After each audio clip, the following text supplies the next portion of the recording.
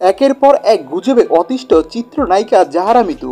কখনো আওয়ামী লীগের সাধারণ সম্পাদক ওবায়দুল কাদেরের সঙ্গে তাকে জড়িয়ে খবর প্রকাশ করা হচ্ছে, আবার কখনো জাতীয় দলের ক্রিকেটার তাওহিদ হৃদয়ের সঙ্গে জড়ানো হচ্ছে তার নাম।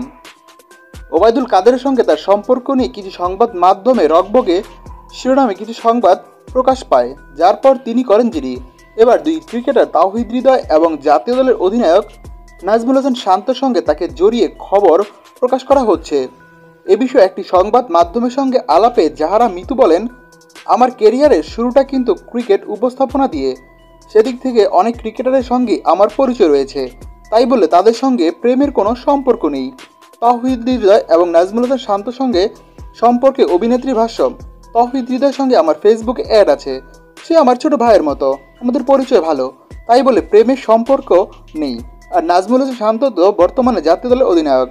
বিভিন্ন সময়ে দলের সাফল্য বা ব্যক্তিগত পারফরমেন্সের সুবাদে হয়তো ফেসবুকে তাকে মেনশন করে কোনো স্ট্যাটাস দিয়েছি, এর মানে এই নয় আমাদের মাঝে কোনো প্রেমের সম্পর্ক রয়েছে।